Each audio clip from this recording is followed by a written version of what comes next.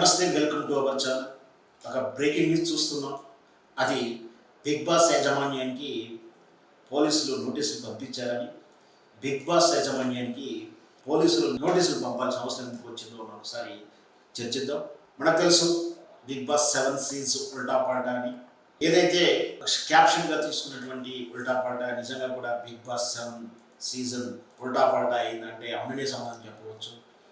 వాస్తవానికి ప్రమేయం లేకుండా, ఎవరికి వాళ్ళ ప్రమేయం లేకుండా బిగ్ బాస్ యాజమాన్యానికి, బిగ్ బాస్కు, నాగార్జునకు లేదా కంటెస్టెంట్లకు ఏ విధంగా ప్రమేయం లేకుండా యాదృచ్ఛికంగా కొన్ని అనుకోని దుర్సంఘటనలు జరగడం, దానివల్ల ఇటు బిగ్ బాస్కును, ఇటు బిగ్ బాస్ కంటెస్టెంట్లకు, అందులో ముఖ్యంగా పల్లవి ప్రశాంత్ విన్నర్ అయినటువంటి పల్లవి ప్రశాంత్కు తీరని మానసిక క్షోభాన్ని, నష్టాన్ని చేకూర్చిందని చెప్పవచ్చు.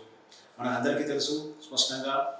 ఆ రోజు 105వ రోజు Bigg Boss 7 season grand final రోజు అన్నపూర్ణ స్టూడియో దగ్గర, అంటే బిగ్ బాస్ సెట్ ఏదైతే మనం బిగ్ బాస్ హౌస్గా చూస్తున్నటువంటి సెట్ అన్నపూర్ణ స్టూడియో 7 ఎకర్స్ అనే ఒక విభాగంలో షూటింగ్ జరుగుతూ ఉంటుంది.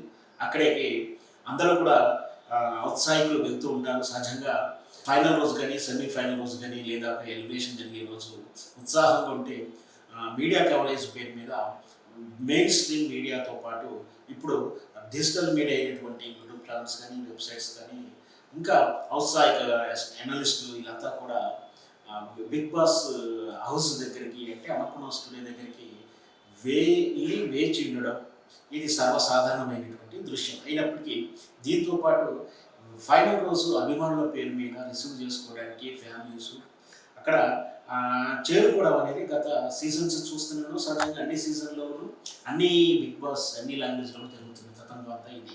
అయితే కేవలం ఈ Telugu media, Telugu Bigg Boss దగ్గర ఈ గందరగోళానికి తావిచ్చింది. ఆ జరిగిన విధ్వంసానికి మనం చాలా సిగ్గుపడాలి. ఎందుకంటే అభిమానం అనేది వెర్రితలలు వేస్తే, షాడిజం వైపు వెళ్తే ఎంత విషాద సంఘటనలు జరుగుతాయో ఇప్పుడు మనం జరిగిన బిగ్ బాస్ చూస్తున్నాం. గతంలో కూడా బిగ్ బాస్ మీద చాలా విమర్శలు ఉన్నాయి. వాస్తవానికి ఇది 1997 యూకేలో డాండీ మాల్ జూనియర్ అనే ప్రొడక్షన్ నేతృత్వంలో ఇది సెలబ్రిటీ బిగ్ బ్రదర్ అనే షోగా ప్రారంభమైంది.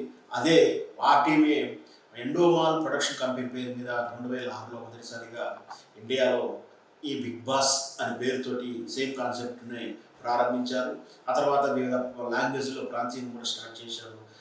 బిగ్ బాస్ 7 దాకా ఇప్పుడు తెలుగులో వచ్చింది. ఇది మొదటి నుంచి ఎప్పుడైతే ఇండియాలో బిగ్ బాస్ రూపంలో ప్రారంభమైన కాంచి ఈ షో మీద రకరకాల విమర్శలు ఉన్నాయి. సంస్కృతిని, సాహిత్యాన్ని దెబ్బతీస్తుంది అని దీని మీద చాలా వరకు విమర్శలు ఇస్తున్నారు. ఒక పెళ్లి కాని వాళ్ళు లేదా పెళ్ళైన వాళ్ళు ఒక రూమ్లో ఉండడం ఏంటి అని ఒక నినాదంతో దీన్ని విమర్శిస్తున్న తీరు మనం చూస్తున్నాం. ఒకవైపు ఈ విధంగా దీన్ని విమర్శల పాలు చేస్తుంటే ఇది ఎవరికి ఉపయోగం అంటూ చాలామంది ఔత్సాహికులు, సామాజికవేత్తలు, సంఘ సంస్కృతవేత్తలు దీన్ని ప్రశ్నిస్తున్నారు.